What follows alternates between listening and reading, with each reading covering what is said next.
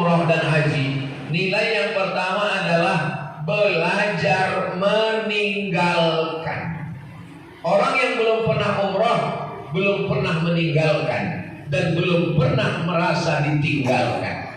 Jadi saat belajar umroh, kalau ada seorang istri pergi umroh, itu insya Allah dia sudah bisa meninggalkan suaminya. Kalau ada seorang suami pergi umrah, itu sudah geladi latihan. Makanya suami meninggalkan istri, istri meninggalkan suami, suami istri meninggalkan anak, meninggalkan kebun, meninggalkan rumah, meninggalkan mobil. Karena tidak ada jamaah umrah yang pergi membawa STNK, BPKB dan surat tanah. Semuanya ditinggalkan. Naik pesawat, kalau pesawatnya meledak, nauzubillah, seandainya umurnya sampai mati, semuanya tinggal. Itulah mengapa jamaah haji dulu itu kalau mau berangkat diazankan. Kita tahu yang diazankan itu kan orang lahir. Kenapa sebelum berangkat haji diazankan? Karena zaman dulu banyak yang berangkat haji gak pulang lagi. Makanya kalau suaminya pergi haji, banyak istri yang menangis, sedih, khawatir suaminya meninggal. Tapi kalau istri yang pergi, suaminya senyum-senyum aja. Mudah-mudahan kitanya semua selamat berangkat, selamat pulang kembali ke Pinjai. Jadi ketika berangkat dari rumah itu, Bismillahirrahmanirrahim, la haula wala quwwata illa billah. Tinggalkan semua. Jangan kaki dibagi dua, sebelah di Pinrang, sebelah di Makkah. Nanti ketika sedang tawaf, bukannya bertasbih, sibuk nanya anak, gimana jemuran sudah diangkat, listrik sudah bayar, air bagaimana, bagaimana internet. Makanya memang putus berangkat ke sana itu, kalaupun pulang itu tambahan kehidupan yang diberikan Allah Subhanahu wa taala. Jangan gara-gara tausiah ini takut mendaftar umroh. Ibu nggak daftar? Awalnya saya mau daftar, tapi sejak dengar ceramah Ustaz Somad nggak jadi. Katanya berangkat mati. Kita belajar meninggalkan dan ditinggalkan.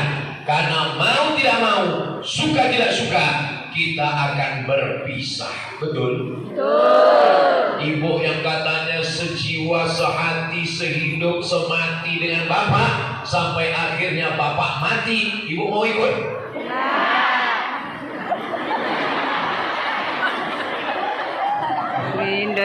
Manisnya senyum yang sangat jujur, sekaligus menyakitkan. Kita mesti belajar, karena tidak semuanya kita mati bersama. Harta yang kita cari akan dibagi dua, namanya harta gono gini. Tahu begono?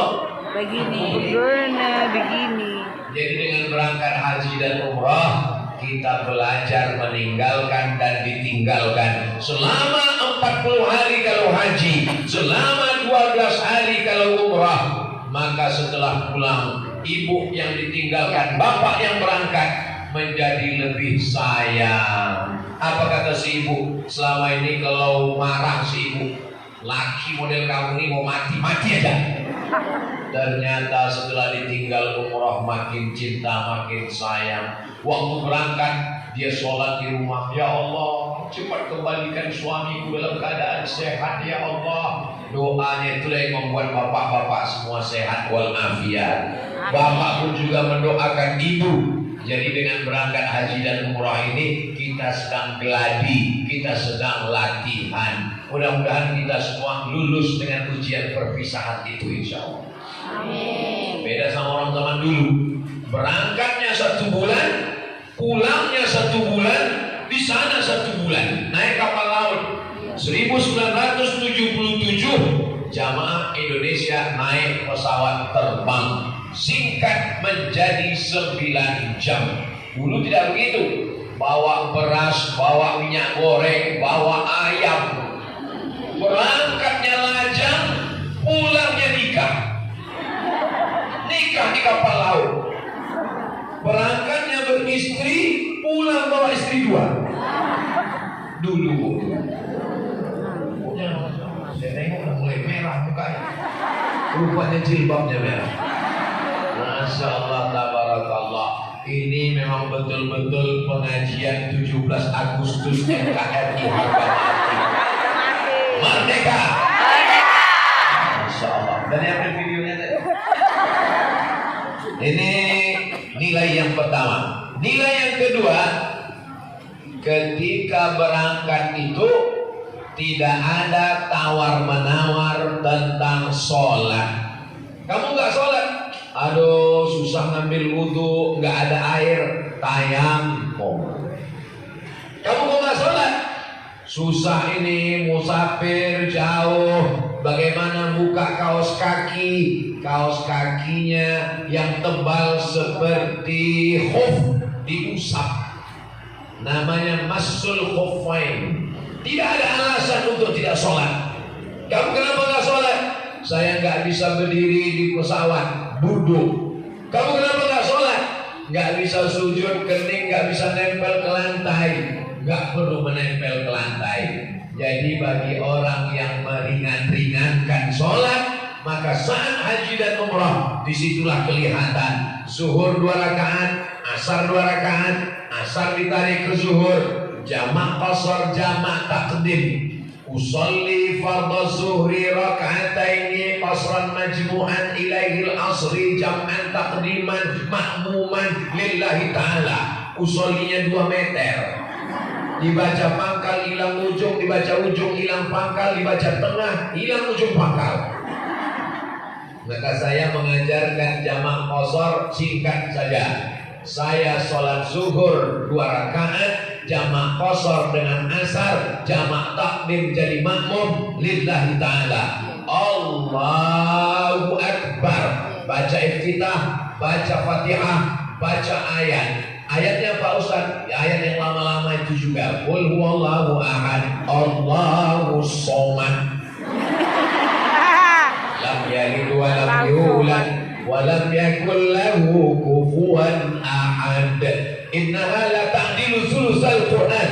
1 qul huwallah nilainya 1/3 Al-Quran. Dibaca 3 kali sama seperti menghatamkan Al-Quran. Tapi jangan karena sering baca 3 kali nggak baca Quran. Nah, ini semua tidak ada alasan. Tidak bisa kena air. Dokter ngasih tahu, ibu jangan kena air. Kalau kena air mati.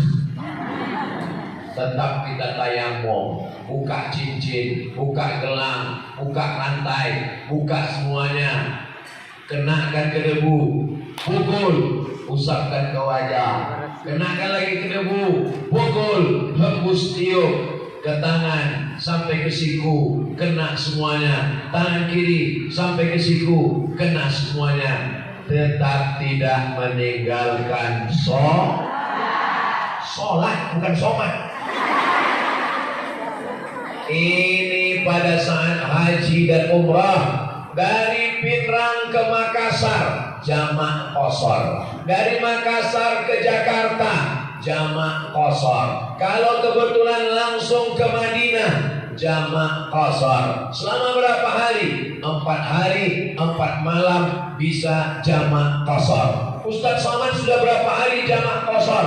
Berangkat dari Pekanbaru Riau ke Jakarta, dari Jakarta ke Makassar, dari Makassar ke Mamuju, dari Mamuju ke Topoyo, dari Topoyo turun lagi ke bawah, nggak ingat lagi kita kemana-mana aja.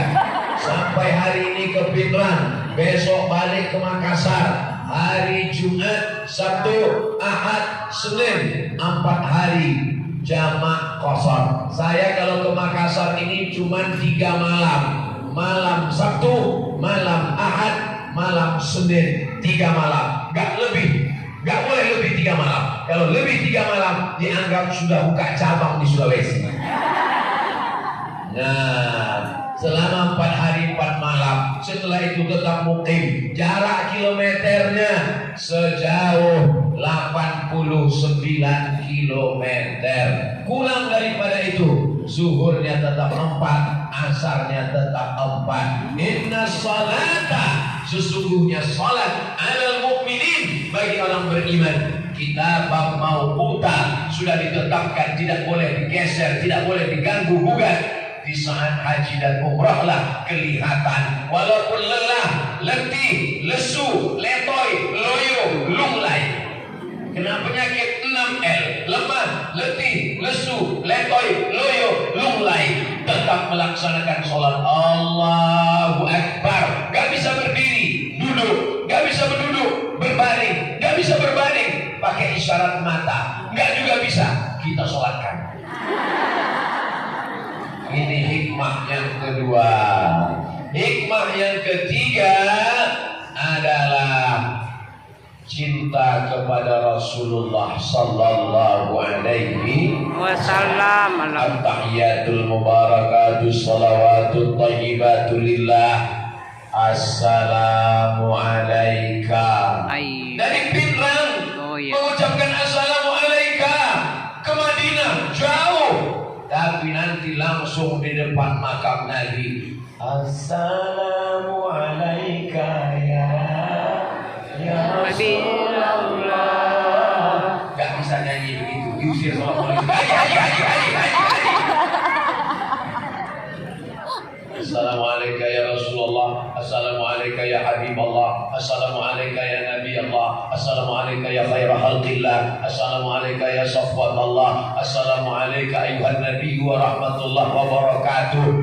Mata dibuka, jangan sampai tutup mata. Takutnya tutup mata pas dibuka rupanya bahu orang. Maka berziarah ke makam Rasulullah sallallahu alaihi wasallam, meleleh air mata jamaah saat ziarah. Masya Allah. Ditanya yang sebelah kanan, kamu nangis kenapa? Aku haru. Haru kenapa? Nangis lagi. Haru bagaimana kita jarak dengan dia 1445 tahun. Kalau satu generasi 50 tahun, berarti jarak kita dengan dia 30 mata rantai, 30 orang ke atas. Bisa kita datang ke makamnya, berhadapan dengan kuburnya. Nenek moyang kita yang kaya-kaya mungkin tak sampai, tapi kita diberikan Allah hidayah sampai ke sana. Inilah yang dulu dia katakan, nanti ada orang yang akan minum dari telagaku, dia tidak akan haus untuk selamanya. Siapa dia? Amanu bi walam yarauni. Mereka beriman kepadaku walaupun belum pernah melihat aku, tidak berperang bersamaku.